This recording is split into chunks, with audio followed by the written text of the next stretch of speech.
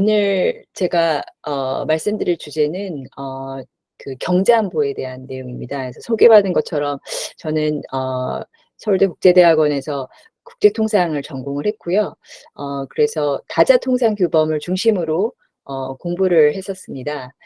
그래서 사실은 이 경제안보의 개념에 대해서 오늘 발표 자료를 통해서 말씀을 드릴 텐데, 국제통상 분야에서는 이 경제안보라는 이 개념이 국가안보 이런 개념으로 어떤 예외 조치로서 허용이 됐었던 그런 분야이기 때문에, 사실상은 국제통상과 경제안보라는 개념은 충돌하는 개념이라고 봐야 될 것 같습니다. 그래서 각국 이따가 설명을 드리겠지만, 미국이나 EU, 특히 미국을 중심으로 지금 전개되고 있는 여러 경제안보 목적의 통상 정책들이 사실은 기존의 다자통상규범과 상충되는, 위배되는 그런 측면들이 있어서 제 입장에서는 국제통상의 관점에서는 굉장히 우려되는 그런 부분입니다. 근데 이 부분에 대해서 오늘 발표자를 통해서 말씀을 좀 드리고자 하고요. 경제안보가 사실은 화두입니다. 다 아시다시피. 그래서 이 주제로 저에게 발표를 요청을 하신 것 같고, 어, 그래서 이 경제안보를 이제 우리는 어떻게 이해를 해야 하고, 우리의 이 과제, 우리는 어떻게 여기에 대응을 해야 하느냐, 우리의 이제 좀 특수한 그런 무역 의존도가 높은 상황 이런 거를 감안을 해서 어떻게 대응을 해야 하는지, 어, 뭐 제가 뭐 많은 굉장히 오랫동안 연구를 하진 않았지만 제 나름대로 공부를 하면서 느꼈던 점들을 말씀을 드리고, 또 이 계기에 여러 훌륭하신 분들의 고견을 같이 공유할 수 있는 계기가 됐으면 좋겠습니다. 일단 얼마 전까지만 해도 이 국제통상 질서에서의 사실 기조는 자유무역주의의 확대였습니다. 잘 아시다시피. 그래서 한 20-30년 동안 세계화가 굉장히 확대가 됐었고, 그리고 WTO라는 세계무역기구라는 다자무역 체제가 이 세계화의 확대를 뒷받침하는 그런 역할을 해왔었습니다. 그래서 사실 국제통상 질서가 근 한 20년, 30년 동안은 굉장히 그 세계화의 확대 속에서 자유무역주의 기조 하에서 굉장히 좀 활발하게 진행이 됐었던 것으로 말씀을 드릴 수 있는데, 최근에 국제통상 질서와 국제통상 환경은 굉장히 급변했습니다. 지금 오늘 말씀드린 이 경제안보라는 그런 명분 또는 어떤 정책적 목적 하에 이제 특히 이제 미국을 중심으로 굉장히 무역 제한적인 조치들을 도입을 하고 있기 때문에 기존의 자유무역주의의 기조와는 반대로 보호무역주의의 기조로 가고 있는 것으로 평가가 되고 있습니다. 그래서 이러한 보호무역 기조 하에 한국은 이제 이런 수출을 먹고 사는 국가인데, 이 보호무역주의 기조 하에서 어떻게 대응을 해야 하는지 굉장히 고민이 많은 상황인 것 같습니다. 서론이 좀 길었는데요. 발표 들어가도록 하겠습니다. 말씀드린 것처럼 오늘 말씀드릴 내용은 일단 경제안보라는 것을 어떤 프레임에서 이해를 해야 하는지, 경제안보의 개념과 배경에 대해서 경제안보라는 것이 왜 화두가 되었는지, 정치 경제학적 관점에서 제가 좀 찾아봤던 자료들을 바탕으로 설명을 드릴 거고요.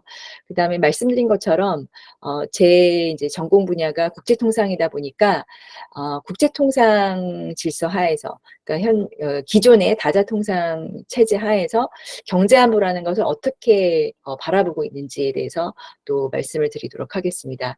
그 다음에는 주요국의 경제안보 정책에 대해서 간단히 말씀을 드리면서, 특히 이제 미국이 이 경제안보 명분으로 어떤 이제 통상 정책들을 도입하고 있는지에 대해서 설명을 드리도록 하겠습니다. 그리고 경제안보가 그렇다면 이제 국제통상 질서에 어떤 영향을 갖고 오고 있는지 말씀을 드리고, 마지막으로 우리의 경제안보 정책 방향에 대해서 제 나름대로 소견을 말씀드리도록 하겠습니다. 네. 먼저 이 경제안보를 어떤 틀 안에서 이해를 해야 하는가. 처음에 이제 경제안보라는 용어가 공식적으로 대두된 게 제가 이해하기로는, 제가 공부하기로는 2018년도에 미국의 트럼프 행정부가 출범한 다음 해에 그 매년 그 미국에서 발표하는 국가 안보 전략 보고서라는 것이 있습니다. National 그 Security Strategy라는 NSS 보고서인데, 사실은 이제 미국의 매년 국가 안보에 대한 안보 전략에 대한 전통적인 그 안보 군사 전략이라든지 이런 안보 전략에 대한 그 태세나 전략을 발표하는 보고서인데, 이 보고서에서 굉장히 예외적으로 경제안보라는 용어가 처음 사용이 되었습니다.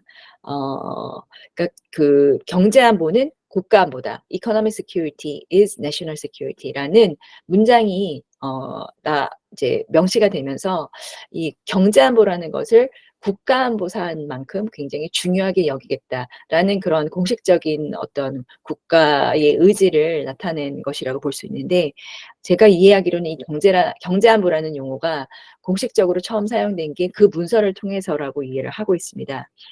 그래서 그 이후에 이제 여러 가지 경제안보라는 명분 하에 굉장히 그 무역 장벽을 높이는 그런 종류의 조치들을 도입을 했었는데, 좀 돌아가서 이 경제안보라는 것을 그렇다면은 어떻게 해야 하느냐. 사실 이게 최근의 용어는 아니라고 이해가 되고 있습니다.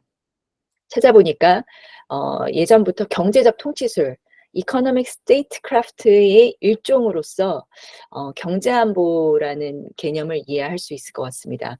그래서 경제적 통치술이라는 것이 무엇이냐? 그러니까 영어로는 이코노믹 스테이트크래프트인데, 이걸 한국말로 번역을 하다 보니까 또 딱 맞는 용어는 없는데, 대체로 경제적 통치술이라는 용어로 그 번역이 되는 경우도 있는 것 같습니다. 그래서 이런 용어를 사용하고 있는데, 그 이제 제가 참고한 교재는 그 데이빗 볼드윈이라는 학자가 쓴 1985년도에 Economic Statecraft라는 책입니다. 그래서 이 내용을 좀 읽으면서 경제 안보라는 개념에 대해서 조금 더 이해를 할 수 있었는데, 이 경제적 통치술이라는 것은 궁극적으로는, 그러니까 일단 스테이트크래프트는 여러 정책적 수단을 활용해서 국가가 추구하는 정책적 목적, 대내적인 목적도 있고 대외적인 정책 목적도 있을 텐데, 이 대외적인 정책 목적을 달성하기 위해서 여러 가지 다양한 정책적 수단을 활용할 수 있는데, 이코노믹 스테이트크래프트는 경제적 정책 수단을 활용해서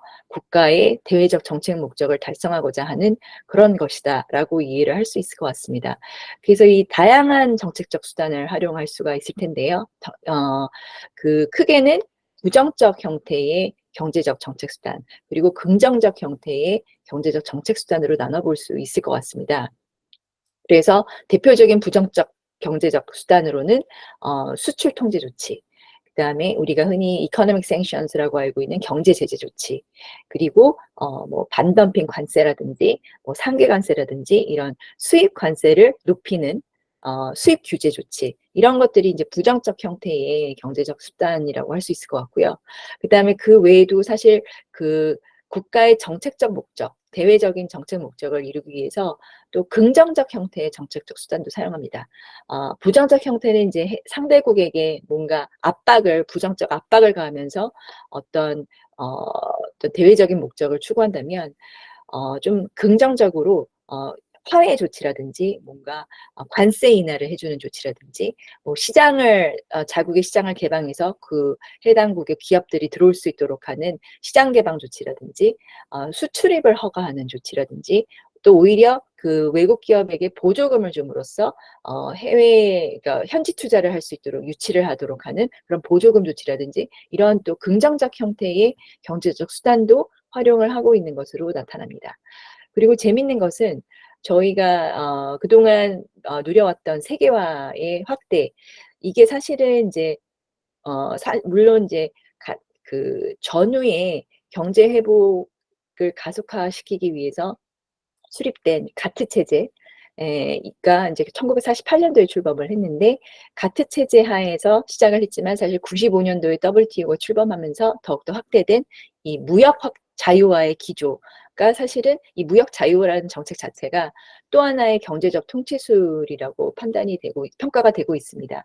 왜냐하면 2차 세계대전, 그 두 개의 세계대전이 끝난 이후에 50년대 이후에 이제 피폐해진 세계 경제 회복을 가속화하기 위해서 이제 이 다자무역 체제를 설립을 하고, 이 다자무역 체제 하에서 국가들을 이제 회원국으로 가입시키고 혜택과 의무를 통해서 이 그 시장을 개방하는 이런 형태의 무역 자유화 정책이 세계 경제를 더욱더 회복을 시키고, 또 이제 이 무역 자유화를 통해서 군사적 동맹을 더욱더 강화할 수 있고, 우방국 간에, 동맹국 간에.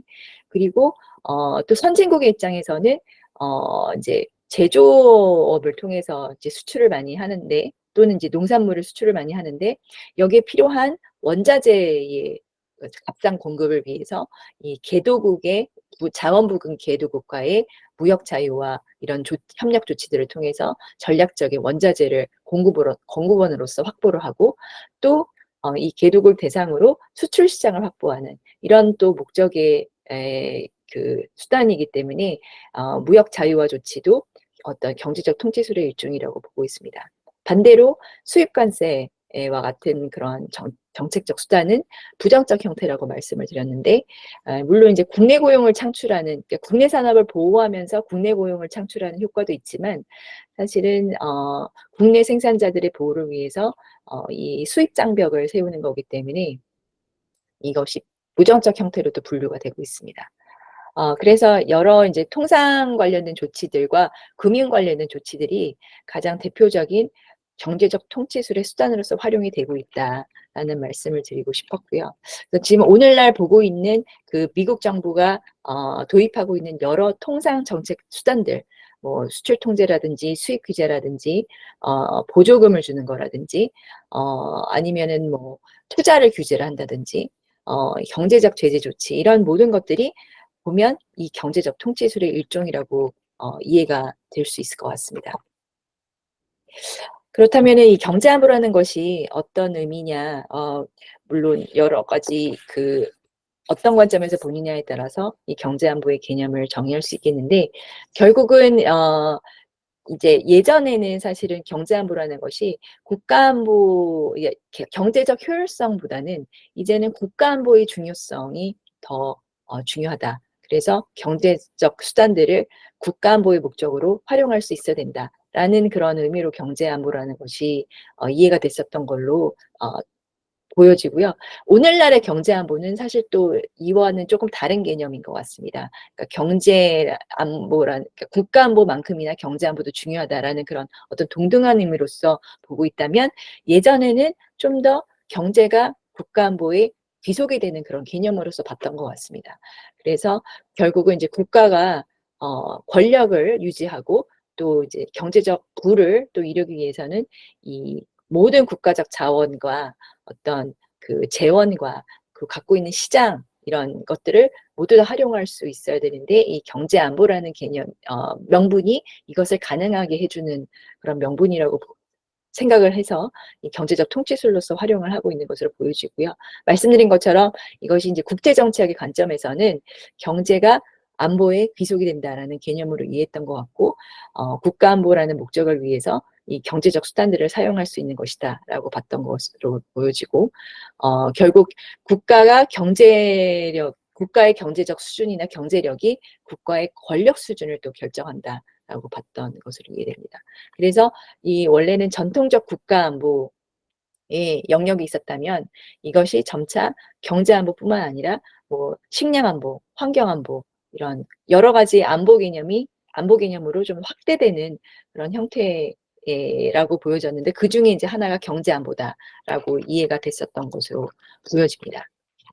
그리고 이제 이 경제안보라는 개념도 그 경제와 안보의 관계가 좀 더 강하게 연계가 되는가 하면, 아니면 좀 더 그 서로 별도의 개념, 그러니까 경제와 안보가 서로 관련을 하지 않고, 경제는 경제대로, 안보는 안보대로, 이런 식으로 이제 좀 독립적인 관계를 유지하는 시기가 있었던가 하면, 세계화 시대에는 이제 경제적 효율성, 이런 것들이 더 강조가 되면서 국가안보와 좀 오히려 경제적 효율성이 좀 더 강조되는 그런 시대가 있었던가 하면, 오늘날은 다시 오늘날에는 다시 경제 안보의 관계가 좀 더 가까워지면서 연계가 좀 더 강화되는 그런 형태로 또 변화가 되고 있는 것 같습니다. 그래서 경제 안보의 관계 또는 경제 안보의 넥서스 이런 식으로 표현을 하시면서 이 이제 전문가들이 이렇게 경제 안보의 관계가 좀 진화해 왔다라고 보는 것 같은데 일단 그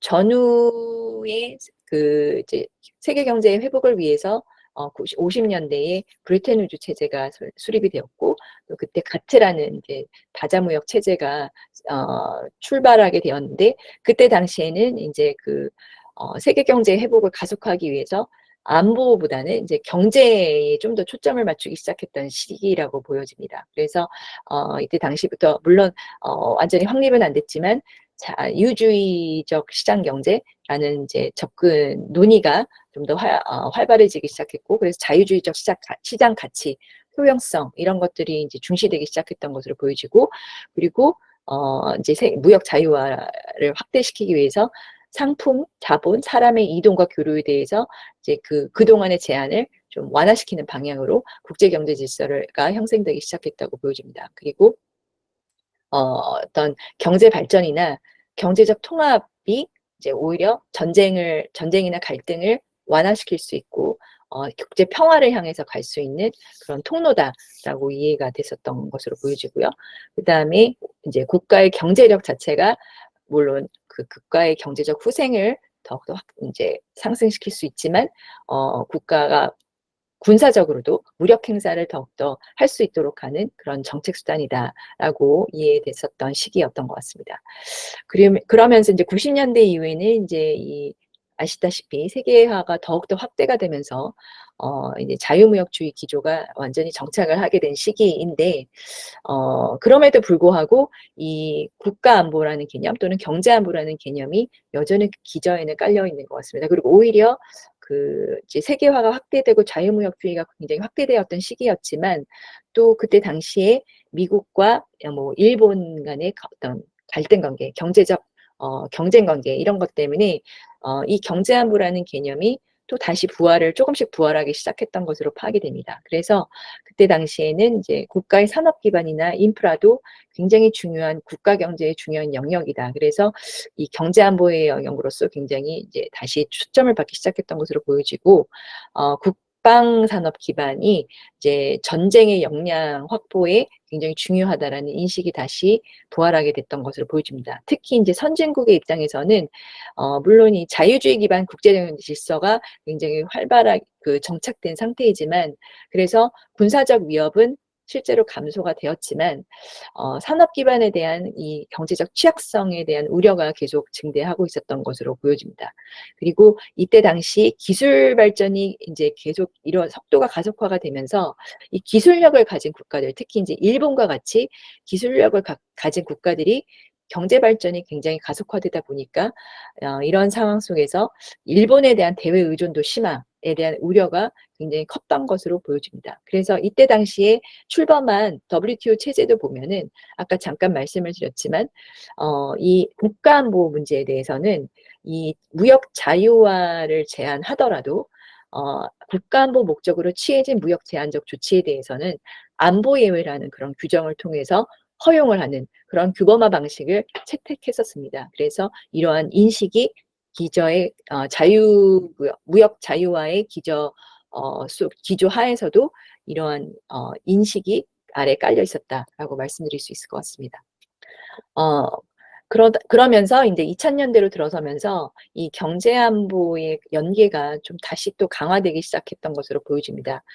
이때 당시에는 이제 2010년도 근접을 하게 되면서 저희가 글로벌 금융위기라는 굉장한 쇼크를 경험했지 않습니까? 그러면서 이 세계화의 확산과 글로벌 공급망의 확산이 조금씩 이제 아무래도 이제 세계 경제 성장률이 세계 무역 성장에 의해서 이제 주도가 됐었다면은 글로벌 금융위기 이후에는 이 무역 성장률도 세계 경제 성장률과 동조화되는 그런 현상을 나타내면서 더 이상 세계 경제 성장을 견인하지 못하는 그런 현상이 발생을 하게 됩니다. 그러면서 세계화의 확산이 이제 좀 주춤하게 되고 또 글로벌 공급망의 확산을 통한 세계화의 확대가 조금 주춤하게 되는 그런 현상들이 나타나게 됩니다. 그리고 2012년, 14년 정도에 보면은 처음으로 중국이 자국의 희토류의 수출을 통제하는 그런 사례를 통해서 일본과의 그 영토 분쟁, 특히 이제 센카쿠다이 그 섬을 둘러싼 그 일본과 중국 간의 그 어떤 정치적 문제를 수출 통제라는 그 경제적 수단을 통해서 압박을 가하려고 하는 그런 사건이 일어납니다. 그래서 그때 처음으로 이제 국가 간 이런 상호 의존의 무기화라는 것이 가시화되기 시작했다고 볼 수 있는데 이 사건이 사실은 이제 WTO 분쟁 해결 기구에도 제소가 되어서 이게 이제 표문화가 됐다고 볼 수 있을 것 같습니다. 그래서 이때부터 다시 이제 경제 수단을 통해서 어떤 국가 안보라든지 어떤 국제 정치적 문제를 해결하기 위한 수단으로서 활용이 되기 시작하면서 경제 안보의 연계가 좀 다시 강화되기 시작했다고 보여지는 것 같습니다. 그리고 이제 잘 아시다시피 최근에 이제 그 미중 갈등이 표면화가 되면서 이 이제 트럼프 행정부 출범 이후에 이제 경제 안보라는 용어를 공식적으로 사용하게 되면서 그리고 이제 여러 통상적 조치들을 사용하는 그 어떤 명분으로서 경제 안보라는 개념을 또는 이제 이 정책적 목적을 사용하게 되면서 이 경제 안보의 관계가 굉장히 긴밀해졌다라고 볼 수 있을 것 같습니다. 그래서 뭐 기존의 수입 규제, 뭐 수출 통제 이런 조치도 물론 더욱더 강화하면서 사용을 하고 있지만 더욱더 다양한 경제 안보 정책 수단을 사용하고 있다. 그래서 우리가 잘 익히 들어서 알고 있는 산업보조금 정책, 그리고 공급망 재편 정책 이런 이제 경제적 퉁치수를 사용을 하면서 이제 중국과의 디커플링이라는 대외 정책 목적을 추구를 하고 그러면서 동시에 대내적으로 국내의 어떤 분열된 정치를 이제 다시 연합시키는 그런 또 정책 수단으로서 활용을 하고 있는 양상을 나타내고 있습니다. 오히려 요즘은 이 경제안보, 국가안보를 이제 동격화시키면서 경제적 문제를 지나치게 안보화하고 있는 것이 아니냐. 이 securitization 이슈가 또 이제 우려로서 제기가 되고 있는 것 같습니다. 그러니까 이 어떤 경제적 문제라든지 예를 들어 뭐 식량 문제, 환경 문제를 이제 식량 안보, 환경 안보 이렇게 안보화를 하게 되면서 이렇게 하는 이유는 사실은 안보 문제로서 격상을 시키게 되면 이게 기존에는 그냥 해당 부처라든지 뭐 이해 관계자들만 이 문제를 해결하기 위해서 관심을 쏟았다면은 이게 안보화가 되면 범부처적으로 그리고 전 국가 차원의 어떤 자원이라든지 재원을 활용해서 이 문제를 대응할 수 있도록 약간의 어떤 강제적인 관심을 줄 수 있는 이 이제 문제를 격상시킬 수 있는 효과가 있기 때문에 이러한 사안들을 안보화를 통해서 문제를 해결하고자 하는 그런 또 경향이 있는 것으로 보여집니다. 그리고 이 경제안보의 연계가 이렇게 강화되게 된 사실 또 배경이 있는 것 같습니다. 오늘날 이 경제안보가 이렇게 화두가 된 그 배경이 또 있는 것 같은데 두 가지 이유가 있는 것 같습니다. 일단 첨단 기술이라는 그러니까 기술의 발전으로 인한 첨단 기술이라는 요인인데 이 첨단 기술의 특징이 물론 상업적으로도 굉장히 이제 소비자들의 이제 생활을 굉장히 편리하게 하고 이 기술의 발전을 통해서 여러 가지 이 경제적 발전을 이룰 수도 있지만 이것이 또 군사적 용도로 사용될 수 있는 특징이 있습니다. 이중 용도, 듀얼 유스 라는 그런 특징이 있기 때문에 이 첨단 기술이 더욱더 단순히 경제적 발전과 연계된 게 아니라 국가 안보와 연계된 이런 이슈이기 때문에 그만큼 또 민감하게 다뤄질 수 있는 거고 다뤄지게 되는 거고 그래서 경제안보라는 그런 관점에서 첨단 기술이 굉장히 중요한 분야인 것으로 보여집니다. 특히 이제 미래 산업 분야에 있어서 경쟁 우위 확보에 필수적이기 때문에 이 첨단 기술 분야가 그리고 또 이제 군사적 분야에서는 혁신의 역량을 좌우할 수 있기 때문에 첨단 기술이 굉장히 이 경제안보의 연계 강화의 배경이 되고 있는 것 같습니다. 그래서 기술 변화에 대해서 민첩하게 대응을 할 수 있고 전략적으로 접근할 수 있는 이 기술력을 갖고 있는 국가는 국제 관계에서도 어떤 리더십을 장악하고 또 유지할 수 있는 능력을 갖게 되는 것으로 보여지고요. 이런 기술 경쟁력을 상실한 패권국은 이 기술 추격에 성공한 부상 국가들에게 굉장히 그러니까 이 국가들을 저지할 수 없는 그러니까 역량이 부족하기 때문에 저지할 수 없는 그런 상황에 봉착하게 된다. 그래서 기술력이 굉장히 중요하다라는 인식을 갖게 되었고요. 그다음에 이 첨단 기술의 그 이중용도 특성으로 인해서 이게 이제 국가 안보에 직접적 영향을 미치게 되다 보니까 이 첨단 기술을 관리하기 위해서 또는 규율하기 위해서 물론 국가들이 자체적으로 수출 관리 체제를 활용을 해서 아주 중요한 이중용도로 사용될 수 있는 첨단 기술에 대해서는 자체적으로 수출 통제를 하기도 하지만 이 국제 수출 통제 체제가 따로 또 있습니다. 그래서 특히 이중용도 기술에 대해서는 바세나르 협약이라는 이 국제 수출 레짐을 통해서 규율을 하고 있는데 전략물자로서 지정을 해서 이 수출을 통제를 하는 그런 형태로 규율을 하고 있는 상황입니다.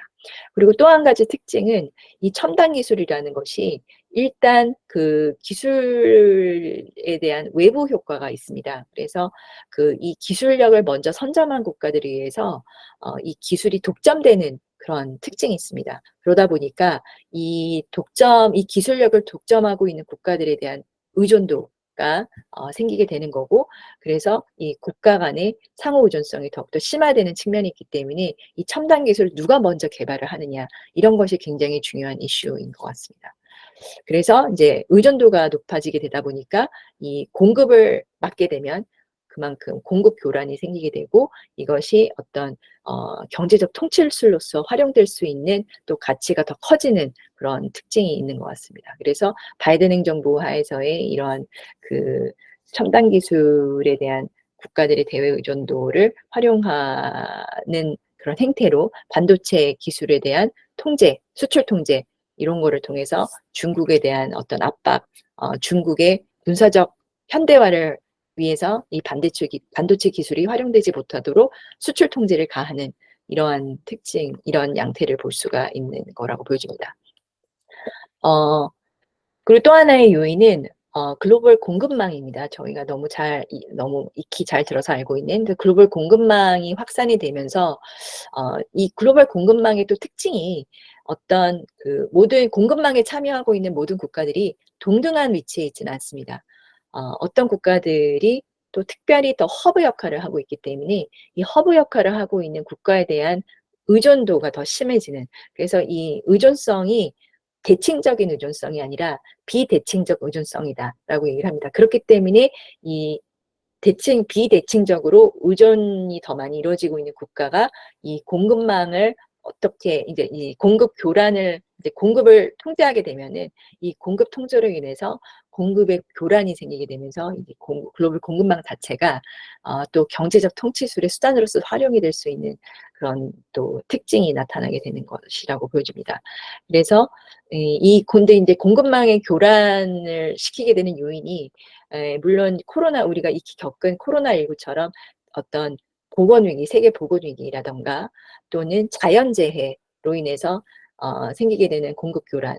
그래서 자연 발생적인 위기도 있지만 또 우리가 본 것처럼 어떤 지정학적 문제 때문에 생겨나는 러시아 우크라이나 전쟁으로 인한 이 에너지라든지 자원이라든지 이런 것들이 또 공급고란이 생길 수 있기 때문에 지정학적 위기에도 또 굉장히 취약한 것이 글로벌 공급망이라는 것을 우리가 알게 되었습니다. 일련의 사태를 통해서. 그래서 이 글로벌 공급망이 굉장히 또 이 경제 안보를 연계를 강화시키게 되는 배경이라고 보여집니다. 내용이 좀 많은데 이 부분에 대해서는 너무 자세하게 설명을 드리자 이미 다 알고 계시기 때문에 그 국제 통상 체제 하에서는 이 그렇다면은 이 경제 안보라는 개념을 어떻게 보고 있느냐 말씀을 잠깐 드렸었는데 이 국제 통상 환경에서는 국제 통상 질서 하에서는 사실 무역 자유화를 원칙으로 하고 있기 때문에 무역을 제한하는 조치에 대해서 이제 규제를 하고 있는 것입니다. 근데 이제 이 경제 안보라는 목적의 정책적 수단들 또는 통상 정책들을 보면 이제 주로 수입 규제라든지 수출 통제라든지 뭐 투자 규제라든지 이런 조치들을 사용을 하고 있기 때문에 무역 제한적인 조치라고 볼 수 있습니다. 경제 안보하에 취해지는 조치들이. 그런데 그렇다면은 이 경제 안보라는 것이 사실 국가 안보의 목적으로 활용되는 조치라고 볼 수 있기 때문에 이 WTO 체제 하에서 예외적으로 허용을 하고 있는 이 국가안보 예외, 안보 예외, 가트 21조 상의 안보 예외 조항을 통해서 또 허용이 될 수 있는 그런 또 예외 여지가 있다고 보여지는 것입니다. 이 안보 예외 조항을 사실 만들어낸 그 배경에 대해서는 뭐 논문도 있고 하지만 궁극적으로는 이 무역 자유화의 기조를 확대시키기 위해서 다자무역 체제라는 것을 미국이 주도해서 만들었는데 사실 이 만들어진 배경이 이제 물론 이제 자유무역도 중요하고 세계화도 중요하고 이런 시장 개방도 중요하지만 결국은 국가안보라는 목적, 국가안보라는 상황, 비상사 이제 국제 관계에 있어서 이 전쟁이 발생될 수도 있고 또 국가의 안보를 지켜야 되는 그런 긴급한 사안들이 발생할 수 있기 때문에 얼마든지 이 안보 예외라는 그런 규정을 만들어 놓은 것으로 보여집니다. 그래서 이 안보 예외 조항을 보면은 사실은 또 다른 안보 예외 조항 굉장히 중요한 예외 조항이 또 WTO 체제 하에 있는데 일반 예외 조항이라는 것이 있습니다. 그래서 일반 예외 조항이라는 거는 가트 20조 상의 이제 General Exceptions라는 규정인데 이 이제 국가들이 국가안보 사안 외에도 어떤 공중보건의 목적을 위해서 또는 이제 뭐 공공 환경 문제를 환경 보호를 위해서 취해지는 이제 무역 제한적인 조치들이 있을 수도 있고 또는 국가의 어떤 공공 질서를 유지하기 위해서 또 조치들을 취할 수 있는데 이런 공공적인 정책 목적을 위해서 국가들이 무역 제한적인 조치를 사용할 수 있도록 또 예외 규정을 만들어 놓은 것입니다. 근데 이제 이 예외 규정이 사실은 굉장히 좀 활용하기는 좀 까다로운 조건들이 있습니다. 그러니까 자의적으로 무역을 제한하는 조치여서는 안 되고 또 이것이 국가 간의 차별도 야기해서는 안 된다. 뭐 이러한 또 예외 조항이 있는 조건들이 있는데 국가안보 예외에 대해서는 사실 이 조건들이 붙여져 있지는 않습니다. 그래서 국가안보 예외에 대해서는 좀 더 허용적일 수도 있겠다라는 그런 해석이 있긴 한데 이게 사실은 어떻게 해석되느냐에 따라서 이 안보 예외 조항이 또 규정의 적용의 범위가 결정이 되는데 사실 그 판례가 그렇게 많지는 않습니다. 그래서 안보 예외를 어떻게 활용해야 되느냐, 어디까지 활용을 할 수 있느냐가 사실은 오늘 지금 현재 다자통상 체제에서는 좀 약간 화두이긴 합니다. 왜냐하면 지금 미국이 사용하고 있는 경제안보 목적의 수입 규제 조치에 대해서 특히 이제 철강 수입에 대해서 안보 예외 조항을 원용을 한 적이 있었고 이 안보 예외 조항을 굉장히 확대 해석해서 적용을 하려고 했었는데 이 WTO 분쟁 해결 기구에서 거기 제동을 걸었습니다. 안보 예외를 그렇게 포괄적으로 활용을 할 수는 없다라고 했기 때문에 또 미국과의 또 이제 갈등이 생겨난 상황인데 이거는 좀 뒤에 슬라이드에서 다시 설명을 드리도록 하겠습니다. 그래서 다시 이제 결론적으로 말씀드리면 WTO 체제 하에서도 자유무역을 원칙으로 하고 있긴 하지만 이 국가안보 사안에 대해서는 예외로서 인정을 하고 있다. 하지만 이 국가안보라는 이 예외 규정의 범위가 어디까지 적용되는 거에 대해서는 아직은 정립된 바는 없다라고 말씀드릴 수 있을 것 같습니다. 그래서 지금 현재 이 안보 예외 규정을 보면은 사실은 이 세 가지 경우에만 안보 예외를 활용할 수 있도록 인정을 하고 있습니다. 세 가지 경우는 이제 핵무기와 관련된 조치인 경우, 그리고 기타 재래식 무기 또는 군사시설에 공급되는 재화나 물질의 거래와 관련된 조치의 경우에만 또 안보 예외를 인정을 하고요. 그다음에 좀 더 포괄적으로는 국가들이 전쟁 상황에 처했거나 또는 다른 어떤 국제 관계에 있어서의 비상 상황에 처했을 때 취하게 되는 조치에 대해서는 또 무역 제한적 조치를 사용하더라도 안보 예외로서 예외로서 인정될 수 있다라고 이렇게 하고 있는데, 이 세 가지 경우에 해당이 돼야만 안보 예외 규정을 활용을 할 수가 있습니다. 그래서 실제로 아까 잠깐 말씀드렸지만 이 안보 예외 조항이 어 거의 한 20년 동안 한 번도 원용이 된 적이 없습니다. 어 그런데 최근에 그러니까 처음에는 이제 러시아의 통행 우 러시아 우크라이 우연찮게도 러시아와 우크라이나 간의 이 통행 금지 조치, 러시아가 우크라이나에 대해서 취한 통행 금지 조치에 대해서 WTO 분쟁으로 제소가 됐었는데, 이때 처음으로 가트 21조의 안보 예외 조항이 원용이 됐었던 케이스고요. 그리고 두 번째로 원용된 케이스가 이 미국이 소위 말하는 232조 철강, 알루미늄 수입에 대한 수입 관세 조치 25%와 10%의 수입 관세 조치를 취했었는데, 이때 우리나라도 요 철강 수입 관세 조치의 대상이 됐었습니다. 이제 중국을 비롯해서 뭐 유럽이나 뭐 스위스 뭐 이런 여러 국가들이 사실 미국의 이 232조 조치에 대해서 WTO 분쟁 해결 기구에 이 문제를 제소를 했었는데, 어, 이 러시아 통행금지 조치 사건은 사실은 이 처음으로 이 가트 21조 안보 예외 조항에 대해서 해석을 했던 굉장히 유의미한 그런 케이스인데, 참 아이러니하게도 결론적으로는 이 우크라이나가 러시아를 통해서 사실은 그 물건 상품을 운반할 수 있는 그런 구조적 위치에 있었기 때문에 러시아를 통과를 하는 그런 조치 통행에 대해서 러시아가 이것을 막았던 통행 제한 조치를 취했던 것에 대해서 분쟁이 일어났던 것인데, 참 아이러니하게도 이때 당시 WTO 분쟁 패널은 이 조치가 러시아의 조치가 정당화될 수 있다. 국가안보 예외에 해당이 되기 때문에, 왜냐하면은 기타 세 번째 조건에 해당이 된다고 평가를 해서 판정을 해서 이 안보 예외 규정에 의해서 정당화된다고 판정을 했었던 케이스고요. 그다음에 이제 미국이 이 케이스의 결과를 보고 '아, 이 안보 예외 조항을 활용할 수 있겠구나.'라는 판단이 섰는지 이 한 8개 9개 국가가 미국의 232 조치에 대해서 분쟁 해결 기구에 제소를 했었는데, 이 역시 이 철강과 알루미늄에 대한 이 수입 관세 조치는 이 정당화될 수가 있다, 국가안보 목적상. 왜냐하면 이 중국과 같은 국가들이, 그리고 여러 국가들이 철강을 값싸게 수출을 하면서 공급 과잉 문제가 생겨나고 있는데, 이 공급 과잉 문제로 인해서 미국이 철강 산업이 죽게 되었다. 그래서 자체적인 생산 역량을 상실하게 되었는데, 이것이 나중에 긴급한 국가 비상사태가 생겨나면 대응을 할 수 없게 되기 때문에 이거는 국가안보 사안이다라고 주장을 하면서 가트 21조 B항 3항의 3호의 기타 국제관계에 있어서의 비상사태에 해당이 된다라고 주장을 했었습니다.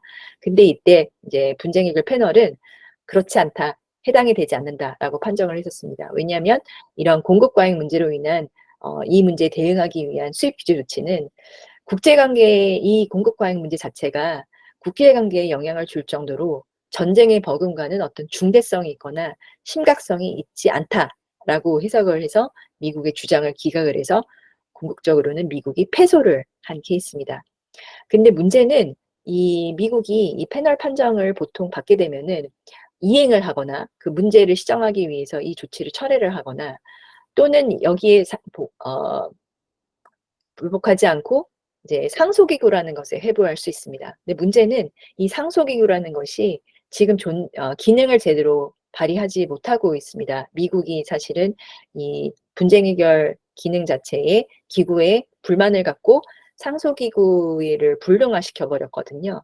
근데 그래서 상소기구 회부는 할 수 있지만 상소기구가 역할을 하지 못하기 때문에 이 판정 결과가 이행을 할 수 없는 상태, 그러니까 굉장히 공중에 떠 있는 그런 상태가 되어 있습니다. 그래서 더더욱 이 미국의 조치로 인해서 WTO의 분쟁해결 기능이 더욱더 무력화된 그런 결과를 초래하게 된 것입니다. 그래서 WTO 체제의 규범력을 더욱더 약화시키게 된 또 결과로서 작용을 하고 있습니다. 그래서 이러한 이제 상황 하에서 이 주요국들이 이제 다양한 경제 안보 정책을 취하고 있는데 이것이 이제 굉장히 우려되는 부분이다. 특히 이제 미국의 경제 안보 정책을 보면은 여러 가지 통상 정책들을 보면 아까 말씀드린 것처럼 수입 규제 조치와 같은 그런 전통적인 국내 산업 보호 조치도 취하고 있지만 트럼프 행정부 이후에 이런 기존의 보호 조치들을 더욱더 확대하고 다양화되는 형태로 전개가 되고 있는데 아까 방금 말씀드린 이 수입 규제 조치 232조 무역 확대법 제 232조 근거에서 그 철강, 알루미늄 수입에 대해서 국가 안보를 침해한다는 목적으로 수입 규제 조치를 취한 것과 그다음에 이 미중 관세 전쟁의 출발점이 된 이 301조 조치 이 중국의 불공정 무역 관행에 대응하기 위해서 수입 규제 조치를 취할 수 있도록 하고 있는데 이게 미국의 무역법 301조에 근거한 것입니다. 그래서 이런 조항들을 사실은 다시 이제 사실 거의 한 20년 동안 사용되지 않았던 것들인데 다시 사용을 하게 되면서 기존의 수입 규제 조치를 더욱더 강화하고 있는 거고요. 그다음에 이제 수출 통제 조치도 더욱더 확대해서 사용을 하게 되고 외국인 투자에 대해서도 규제를 강화하고 있는 상황입니다. 사실 이 외국인 투자라는 것은 이 해외 투자를 유치하게 되면은 이제 공장이 설립이 되고 생산 시설이 만들어지기 때문에 국내 고용을 창출할 수 있는 그런 효과도 있고 또 기술 이전의 효과도 있기 때문에 기술력을 더욱더 발전할 수 있는 그런 효과가 있기 때문에 환영을 하는 입장인데 이제 이런 투자도 규제를 하고 안으로 들어오는 투자도 규제하고 밖으로 나가는 투자도 규제하겠다라는 그런 방향으로 가고 있고요. 그다음에 잘 아시다시피 공급망 재편, 중국에 대한 디커플링을 하기 위해서 이제 미국의 기업도 이제 특히 뭐 중국이나 또 다른 외국에 나가 있는 기업들을 다시 리쇼링, 본국으로 환원을 시키고 그렇게 함으로써 이제 국내 제조업을 다시 이제 강화하겠다는 그런 보관인 거고 그렇게 하지 못하는 것 같은 경우에는 우방국으로 중국이 아닌 이제 동맹국이나 우방국으로 이 공급원을 다변화시키는 프렌드 쇼링 이런 형태로 공급망 재편을 하고 있고요. 그다음에 핵심적인 전략적인 국내 산업의 경쟁력을 복원시키기 위해서 반도체 분야, 뭐 친환경, 바이오 기술 이런 분야에 대해서는 대대적인 보조금을 투입을 해서 다시 미래 산업의 경쟁력을 회복시키겠다라는 목적으로 산업보조금 정책을 사용하고 있는데 이 보조금의 대상이 사실 미국 기업들뿐만 아니라 또 미국 기업들이 갖고 있지 않은 기술력을 또 확보하기 위해서 뭐 특히 반도체 같은 경우에는 한국 기업들이 이제 미국으로 현지 투자를 하고 있고 또 이제 대만이나 이런 기업들이 미국으로 투자를 하고 있는데 이게 다 보조금을 보고 하고 있는 거거든요.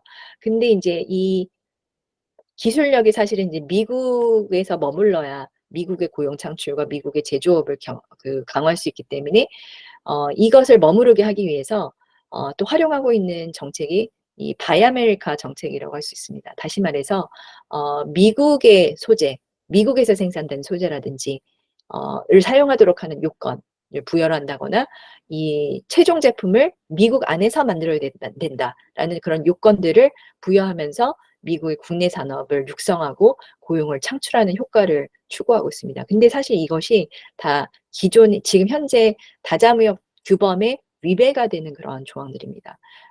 이러한 국내 산업 또는 국내 생산 요건은 사실 수입을 막고 또 이제 외국 기업들의 그런 어떤 이제 수입을 막는 그런 효과가 있기 때문에 수입 대체 효과가 있는 보조금으로서 금지 보조금으로 구분이 되고 있는 그런 보조금들입니다. 그래서 이것이 사실은 기존의 다자무역 규범에 위배가 되는 그런 정책들이라고 말씀을 드릴 수 있습니다. 예. 그래서 이제 아까 말씀드린 공급망 재편 정책으로서 처음 발단이 된 게 바이든 행정부가 출범하자마자 이 발표하게 된 행정명령, 공급망 안정화 행정명령. 그래서 반도체 분야, 배터리 분야, 광물 자원 분야, 그다음에 바이오 분야, 요 네 가지 분야를 핵심 분야로서 선정을 해서 공급망 안정화를 추구를 했고요. 그리고 이제 말씀드린 산업보조금 정책. 대표적인 것들이 많이 들어서 아시겠지만 반도체 과학법, 그리고 미국의 인플레이션 감축법, IRA인데요. 이 두 개의 그 산업보조금 정책이 이제 제정이 되면서 이제 미국이 산업 정책으로 회귀를 했다. 산업 정책을 부활시켰다. 이런 이제 얘기들이 많이 나오고 있습니다. 근데 사실 이 산업 보조금에 대해서는 미국이나 EU와 같은 선진국들이 굉장히 규제를 하고자 했었던 그런 내용들입니다. 왜냐하면 이 보조금이라는 것은 결국은 이제 국가 간의 경쟁에 있어서 이 경쟁을 왜곡시키기 때문에 규제를 하려고 했었는데, 이제는 이제 중국과 같은 이제 그 비상 경제 체제, 국가 주도형 경제 체제를 갖고 있는 국가들이 이제 보조금을 통해서 경제적 부상을 빨리 이루다 보니까 이 보조금 자체를 규율하고자 했었는데, 이제는 아예 그 방향을 틀어서 180도 전환을 해서 우리가 보조금을 직접 주면서 우리가 경쟁력을 강화시키겠다라는 그런 방향으로 나아가면서 반도체 과학법이라든지 이 친환경 자동차나 친환경 산업에 대한 보조금을 대대적으로 주는 인플레이션 감축법이 나오게 된 것으로 보여집니다. 그래서 구체적인 요건들에 대해서는 뭐 워낙 언론상으로도 많이 이제 보도가 되었었고, 또 이제 워낙 이 인플레이션 감축법의 여러 요건들, 최종 조립 요건, 뭐 배터리 핵심 광물 요건, 배터리 소재 요건, 이런 것들이 많이 얘기가 됐었기 때문에 제가 더 설명을 드릴 필요는 없을 것 같고, 만약에 질문 시간에 좀 더 구체적으로 설명을 원하신다 하면 제가 추가적으로 설명을 드리도록 하겠습니다.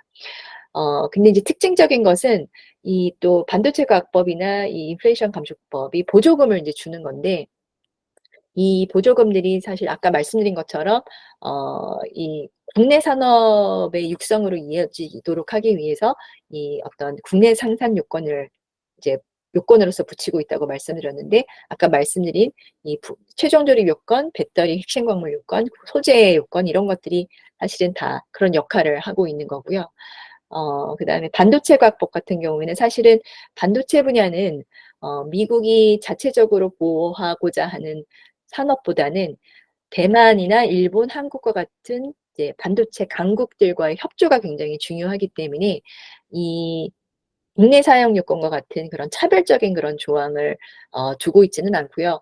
오히려 이제 이들국 간은 협조를 하면서 이 반도체 기술이 중국으로 유출되지 않도록 하기 위해서 이제 가드레일 조항이라는 걸 만들어서 뭐 다른 한국 기업이나 외국 기업이 중국에 신규 투자를 하지 못하도록, 그러니까 반도체 신규 시설을 설립하지 못하도록, 그래서 중국의 반도체 기술이 더 이상 발전하지 못하도록 하는 이런 가드레일 조항을 또 같이 그 조건으로서 보조금 지급의 조건으로서 도입을 하고 있는 상황입니다. 그래서 미국의 경제안보 정책에 이제 여러 시사점들이 있을 수 있는데요. 결국은 이제 통상 정책이 국가안보, 경제안보와 긴밀하게 연계가 되면서 굉장히 이런 무역 제한적 조치를 사용을 하고 있더라. 경제안보라는 명분 하에. 그리고 여러 그 정책 수단 중에서도 산업 정책이 중요한 정책 수단으로 활용이 되면서 산업 정책이 다시 부활하게 되었고요. 그다음에 그 외에도 그동안 사실 무역 자유화라는 환경 하에서는 크게 이제 효용 가치가 없었던 수출 통제라든지 투자 규제라든지 그런 조치들이 다시 사용이 되고 있다. 그리고 또 한 가지는 말씀은 안 드렸지만 이 환경 기준, 노동 기준이 또 통상 정책과 굉장히 긴밀하게 연계가 되면서 환경 기준을 높이고 또 노동 기준을 높이면서 또 무역 제한적인 그런 조치로서 활용이 되고 있습니다. 근데 공정 경쟁 환경을 조성한다는 목적하에 이제 환경 기준, 노동 기준, 서스테이너빌리티, 그러니까 지속 재산 가능성이라는 이제 뭐 어떤 정책적 목적을 이루겠다라고 얘기하면서 이런 기준들을 도입을 하고 있는데, 사실 보면은 개도국들이나 이런 특히 이제 중국과 같은 비시장 경제 체제들이 지키지 않고 있는 이제 규제가 굉장히 낮은 분야를 이제 규제를 높임으로써 어떤 이제 선진국의 기업들이 좀 불리하게 경쟁을 하고 있었던 환경을 바꾸겠다, 변화시키겠다 이런 목적을 갖고 있는 것으로 또 평가가 될 수 있을 것 같습니다. 그리고 인제 미국 외에도 사실 EU가 사실은 EU는 어떤 국가 어떤 단일한 국가가 아니라 이 EU 자체로서 다자 체제를 이루고 있기 때문에 그 WTO 중심으로 형성되었던 그 다자 무역 체제를 굉장히 가장 적극적으로 지지를 하고 있는 그런 국가 단위체입니다. 그래서 그동안 사실 WTO의 분쟁의 그 기구라든지 WTO의 규범을 가장 뭔가 이렇게 그 보호하고자 하는 그런 입장이었는데 최근에 이제 워낙 뭐 미중 갈등뿐만 아니라 러시아 우크라이나 전쟁의 그 에너지 안보 측면에서 가장 큰 타격을 받다 보니까 이제는 이 국제 통상 질서 자체가 국제 경제 질서 자체가 변화했다라고 인식을 하고 있는 것 같고 이에 대한 대응책으로서 경제 안보 전략이라는 것을 스스로 발표하게 됩니다. 그래서 원래는 사실은 미중 갈등이 이제 점차 심화되고 있었을 때 대외 정책으로서 개방적 전략적 자율성, 오픈 스트래티직 어토너미라는 대외 정책 방향을 이제 발표를 했었었는데요.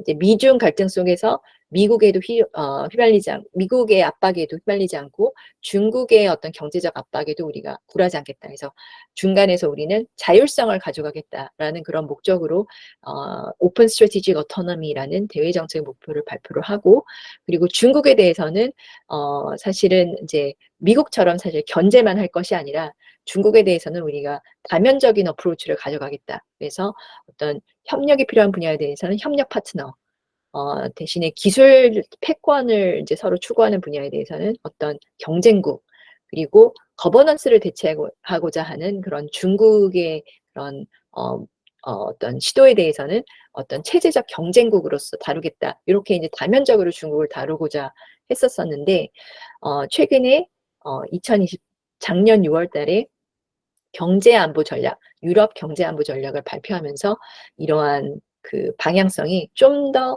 미국과 동조화되는 경향으로 가고 있는 것 같습니다.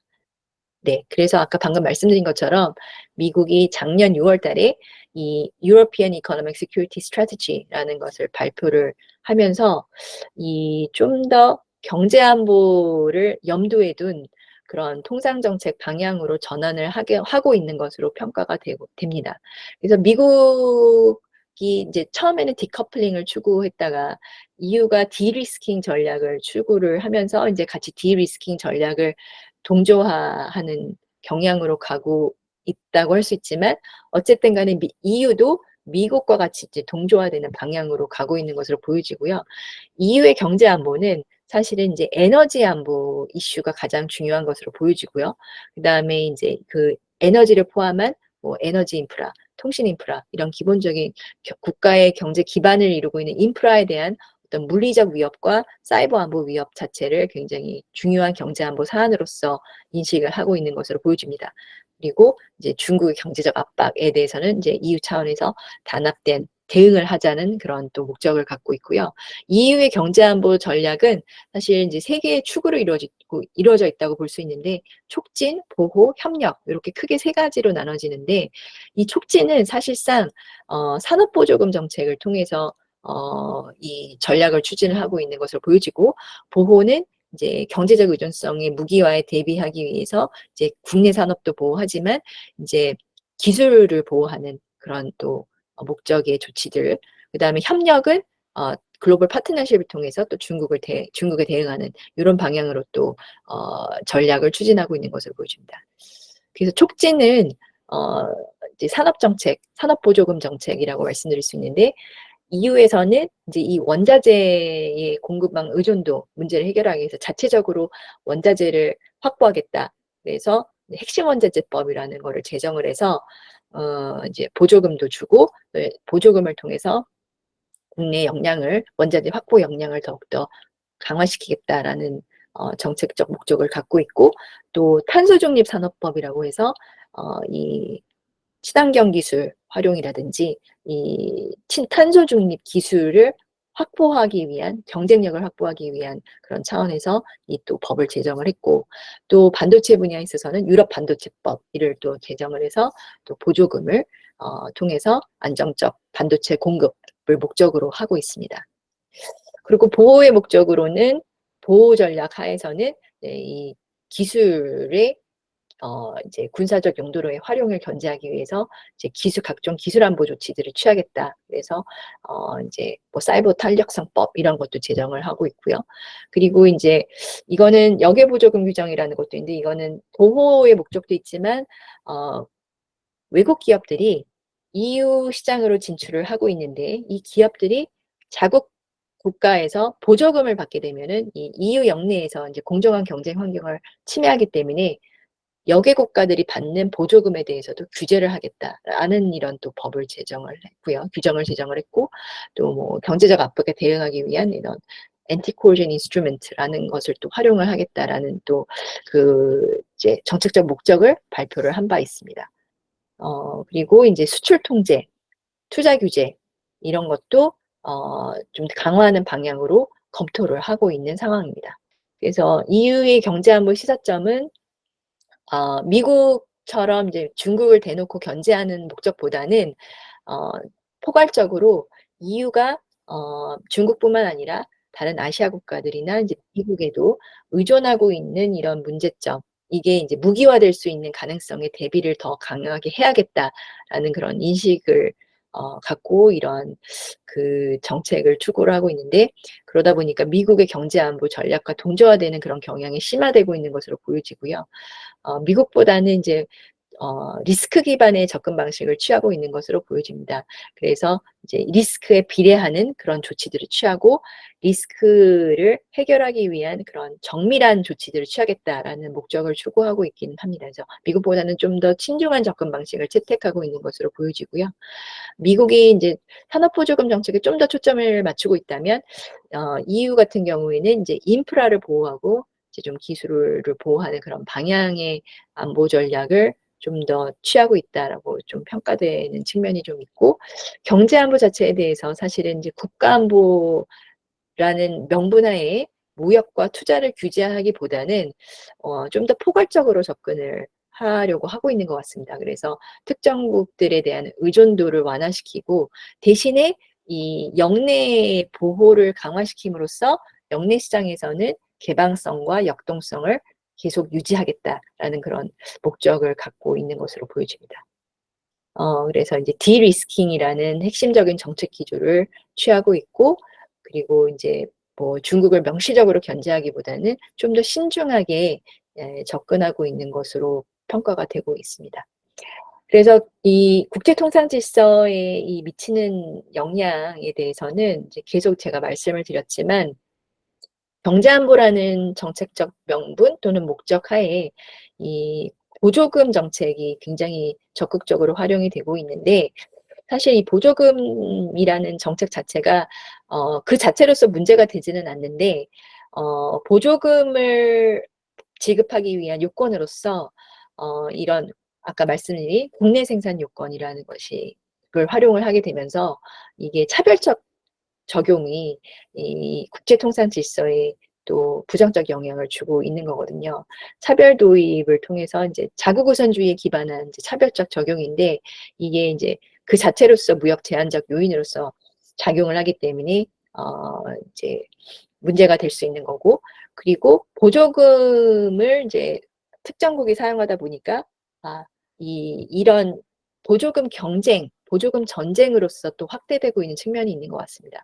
미국 이후로 확대가 됐지만 또 일본, 우리나라도 또 이제 영향이 되는 그런 국가들이 각기 이제 보조금 정책을 적극적으로 활용을 하고 있는 상황이라서 이 또 보조금을 활용할 수 없는 개도국들이나 이런 경제적 역량이 되지 않은 국가들은 더 가난해지고 이제 잘 사는 국가들은 더 잘 살아지고 못 사는 국가들은 더 못 살아지는 이러한 그런 방향으로 가고 있는 것 같아서 우려가 되는 또 부분입니다. 그리고 이 아무래도 주요국들의 통상 정책 방향을 보면 엄청난 패러다임 변화를 어 겪고 있는 것으로 보입니다. 그래서 국제 통상 질서도 이에 따라서 대대적인 변화가 예고가 되고 있고요. 이런 시장 개방, 무역 자유화의 기조보다는 보호무역주의, 그리고 이제 자국의 일방주의적 조치를 통해서 통상 문제를 해결하고자 하는 그런 방향으로 가고 있어서, 기존에는 rules based system이라고 한다면 이제는 power based system, 각국의 경쟁력, 기술력, 국가 안보 역량에 따라서 이 국가의 그 이제 이제 이 국제 관계에 있어서의 그 어떤 경쟁력이 결정이 되는, 그래서 협상력에도 영향을 미치는 이러한 상황으로 가고 있어서, 더더욱 우리나라와 같이 이제 중견국의 입장에서는 이런 강대국과 협상을 하는 데 있어서 굉장히 어려운 상황이다. 그래서 이제 rules based 시스템이 망가지게 되면서 power based 시스템으로 우리가 변화를 하게 되면서, 이러한 중견국뿐만 아니라 개도국들이 굉장히 입지가 약화가 되고, 굉장히 이 협상에 있어서, 국가 간의 협상에 있어서 굉장히 어려운 상황이 봉착하게 되었다라고 말씀드릴 수 있을 것 같습니다. 그런데 또 이러한 국제 통상 질서를 또 새로 만들기 위해서 여러 가지 노력들이 또 동시에 이루어지고 있습니다. 이 규범, 오늘 지금 기존의 이제 다자 규범이 굉장히 약하다는 형태에서 또 어떤 대안적인 통상 질서를 만들기 위한 노력들이 이루어지고 있긴 하거든요. 그래서 미국 주도이긴 하지만 IPF, 인도태평양 경제협력체, 이런 것들이 이제 시범적으로 아시아 지역 내에서 새로운 통상 질서를 만들기 위한 어떤 시범으로 어떤 시도로서 노력이 이루어졌었는데, 최근에 이제 이 IPF가 협상 타결이 사실은 다 되지 않으면서 굉장히 동력이 약화되고, 또 미국의 대선을 앞두고 이런 IPF 같은 이제 다자 무역, 이제 소다자긴 하지만 이러한 통상 질서를 구축하고자 하는 노력이 만약에 트럼프가 집권을 하게 되면은 또 이게 또 굉장히 약화가 될 수 있다. 또 어느 방향으로 튈지 모른다. 이러한 또 우려사항이 이제 우리가 직면하고 있는 부분인 것 같습니다. 그렇다면 이제 우리는 어떤 방향으로 이 경제안보 정책을 가져가야 되느냐. 사실 우리의 경제안보가 무엇이냐부터 개념 정의를 해야 될 것 같습니다. 근데 이제 우리는 미국이나 EU와 사실 상황이 굉장히 다르지 않습니까? 우리는 미국이나 EU처럼 거대한 시장을 갖고 있지 않고, 오히려 시장이 굉장히 작기 때문에 굉장히 무역 의존도가 큽니다. 무역 의존도가 2022년 기준으로 85%라고 하고 있고요. 그중에 수출 수입이 각기 한 43%, 41% 이렇게 되고 있다고 보고 수출이 41%, 수입이 43%인데, 그만큼 무역 의존도가 높기 때문에 우리의 수출 수입을 통제하는 이러한 통상 정책은 저희한테는 맞지 않는 그런 통상 정책 방향으로 보여집니다. 그래서 아무리 경제 안보의 중요성이 크더라도 기본적으로 수출과 수입을 통제하는 그런 통상 정책은 우리한테는 맞지 않기 때문에, 미국이 활용하고 있는 이런 수출 통제 정책이라든지 수입 규제 정책은 저희가 활용할 수는 없는 그런 통상 정책이라고 보여집니다. 그래서 저희 같은 경우는 여전히 경제도 여전히 중요하기 때문에, 경제와 안보의 관계가 안보에 과도하게 경도되지 않도록 하는 그런 어떤 인식이 중요한 것 같습니다. 그래서 통상 정책과 이제 안보 정책이 사실 균형 있게 가져갈 수 있도록 하는 그런 정책 방향이 중요한 것 같고요.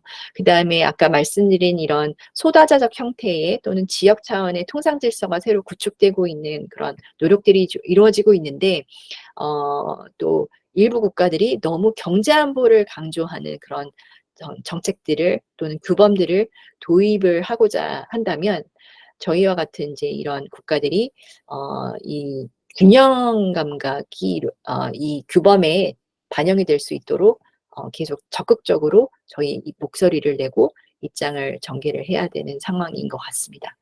그래서 굉장히 좀 포괄적이긴 하지만 이런 방향으로 갈 필요가 있다라고 말씀을 드리고 싶었고요. 우리의 경제안보 정책 방향은 이제 다른 나라들과 상이한 우리만의 경제안보 정책 목표를 구분할 필요가 있고, 사실 이제 그렇다고 해서 다른 나라들이 어떤 경제안보 정책을 취하는지에 대해서 항상 우리는 사전 감지를 하고, 이에 적극적으로 미리 대응을 하고, 우리도 이제 기술력과 경쟁력을 또 갖고 있기 때문에 이를 협상 카드로 활용을 해서 우리에게 이 경제안보 목적의 정책들이 이제 주요국들이 사용하고 있는 이런 통상 정책들이 우리한테 피해를 주는 것을 최소화시킬 수 있도록 협상력을 이제 최대한 발휘를 해야 될 것 같습니다. 그리고 이 룰스 베이스 시스템이 다시 복원될 수 있도록 이 다자적 국제 통상 질서가 회복될 수 있도록 저희가 좀 적극적으로 다른 나라들과 연합을 해서 노력을 해야 될 것으로 보여집니다. 네, 여기까지 마지막 슬라이드인 것 같습니다. 네, 다음, 네, 이상입니다.